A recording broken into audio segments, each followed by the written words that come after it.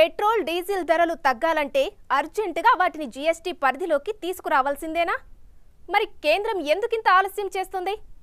Oil కంపెనీలు లాభాలతో ఉన్నప్పుడు కూడా ఎందుకు ధరలు తగ్గించట్లేదు? అసలు పెట్రోల్ డీజిల్ను జీఎస్టీలోకి తీసుకురావడానికి ఎందుకింత ఆలస్యం? దీనిపై కేంద్రం ఏమంటోంది?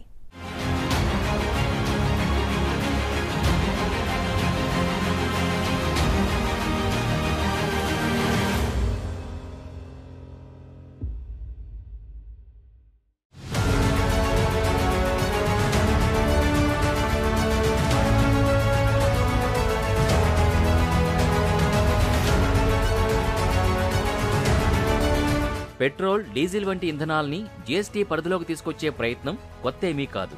జీఎస్టీ విధానం అమల్లోకి వచ్చిన తర్వాత జీఎస్టీ కౌన్సిల్ ఏర్పడినప్పటి నుంచి దీనికోసం ప్రయత్నాలు జరుగుతున్నాయి. దాదాపు ప్రతి జీఎస్టీ కౌన్సిల్ సమావేశంలోనూ ఈ విషయం ప్రస్తావనకు వస్తూనే ఉంది.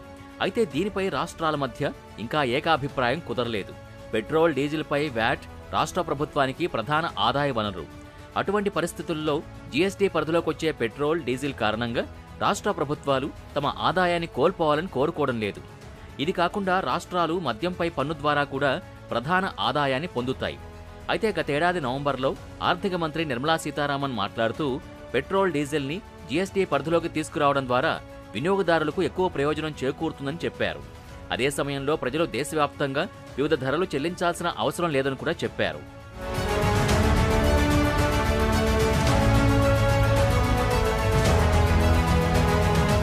దేశంలో ప్రధాని మోడీ 3.0 ఏర్పాటైన తర్వాత పెట్రోలియం, సహజవాయు మంత్రిత్వ శాఖ బాధ్యతలు హర్దీప్ సింగ్ పూరికి అందిన వెంటనే మంత్రిగారు ఒక కీలక ప్రకటన చేశారు. ఈసారి పెట్రోల్, డీజిల్, సహజవాయువు వంటి వస్తువుల్ని వస్తు సేవల పన్ను జీఎస్టీ పరిధిలోకి తీసుకురావడానికి కేంద్ర ప్రభుత్వం ప్రయత్నిస్తుందని కేంద్ర మంత్రి హర్దీప్ సింగ్ పూరి చెప్పారు. పెట్రోల్, డీజిళ్లను జీఎస్టీ పరిధిలోకి తీసుకురావడంతో పాటు 2030 నాటికి పెట్రోల్లో 20% ఇథనాల్ కలపాలని ప్రభుత్వం లక్ష్యంగా పెట్టుకుందని, అయితే ఇప్పుడు అది వచ్చే ఏడాది అంటే 2025 నాటికి మాత్రమే పూర్తవుతుందని పెట్రోలియం మంత్రి అన్నారు. దీంతో పాటు పెట్రోలియం రంగానికి చెందిన పిఎస్యూల్లో వాటాల్ని విక్రయించడానికి ప్రభుత్వం అనుకూలంగా లేదని కూడా ఆయన అన్నారు. దీన్ని బట్టి త్వరలోనే పెట్రోల్, డీజిళ్లు జీఎస్టీ పరిధిలోకి వస్తాయనే నమ్మకం పెరిగింది.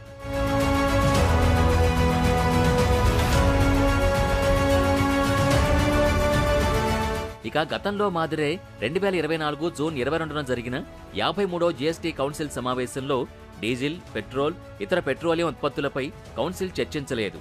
ప్రస్తుతం 5 పెట్రోలియం ఉత్పత్తులు సెస్, సెంట్రల్ ఎక్సైజ్, రాష్ట్రాల వ్యాట్ కిందే ఉన్నాయి. వీటితో కేంద్రానికి, రాష్ట్ర ప్రభుత్వానికి ప్రయోజనాలు, అధిక ఆదాయాలు వస్తున్నాయి గనుక వారెప్పుడు దీనిపై నిర్ణయం తీసుకుంటారో తెలియాల్సి ఉంది. అయితే పెట్రోలియం మంత్రి చెప్పిన ప్రకారం పెట్రోలియం ఉత్పత్తుల్ని జీఎస్టీ కింద చేర్చితే పెట్రోలియం ఉత్పత్తుల ధరల్లో ఎటువంటి మార్పులు ఉండవని అంచనా వేస్తున్నారు.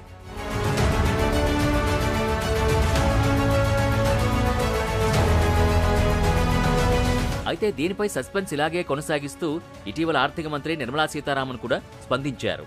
ముడి పెట్రోలియం, డీజిల్, పెట్రోలు, సహజ వాయువు, విమానయాన టర్బైన్ ఇంధనాన్ని జీఎస్టీ పరిధిలోకి చేర్చే ప్రతిపాదన ప్రస్తుతానికి లేదని ఆర్థిక మంత్రి బదులిచ్చారు. లోక్సభలో ఆర్థిక మంత్రి నిర్మలా సీతారామన్ లిఖితపూర్వక సమాధానంలో ఈ విషయాన్ని వెల్లడించారు. వీటిని జీఎస్టీ పరిధిలోకి తీసుకురావాలని జీఎస్టీ మండలి ఎలాంటి సిఫార్సు చేయలేదని, రెవెన్యూ సమస్యలతో సహా సంబంధిత అంశాలను దృష్టిలో ఉంచుకుని తగిన సమయంలో ఈ పెట్రోలియం ఉత్పత్తుల్ని చేర్చే అంశాన్ని కౌన్సిల్ పరిశీలించవచ్చని ఆమె అన్నారు.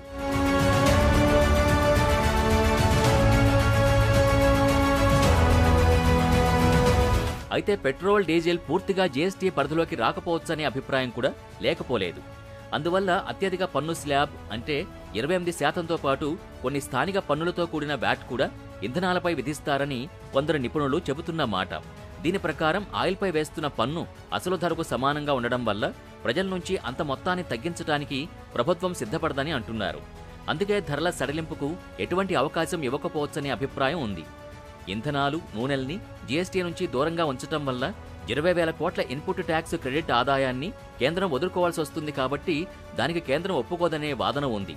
ఇక ప్రపంచంలో ఎక్కడా పెట్రోల్, డీజిల్పై కేవలం జీఎస్టీ లేదు కాబట్టి భారతదేశంలో కూడా వస్తే జీఎస్టీ, వ్యాట్ల కలయికతోనే వస్తుందనే అభిప్రాయం ఉంది. అయితే పెట్రోల్, డీజిల్ని జీఎస్టీ పరిధిలోకి తీసుకురావడం అనేది రాజకీయ ప్రయోజనాలను బట్టి కూడా ఉంటుందని కొందరు భావిస్తున్నారు. కేంద్ర, రాష్ట్రాలు రెండూ తీసుకున్న నిర్ణయాలకు అనుగుణంగా ఇది మారాలంటే అది సాధ్యం కాదనే విమర్శ కూడా ఉంది.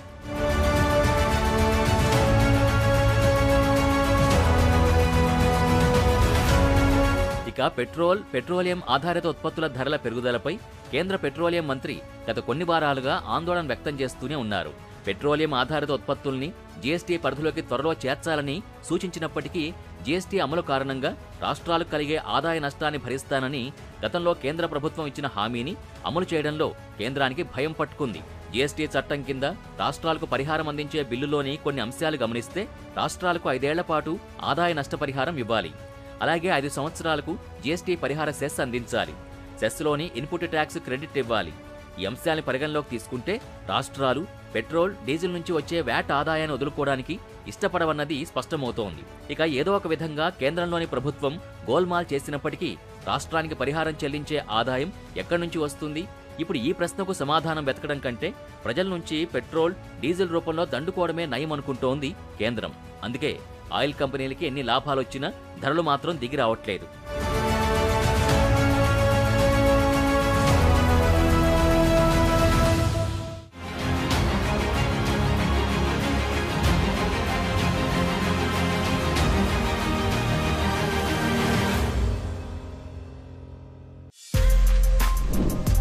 For more videos like this, subscribe Big TV channel.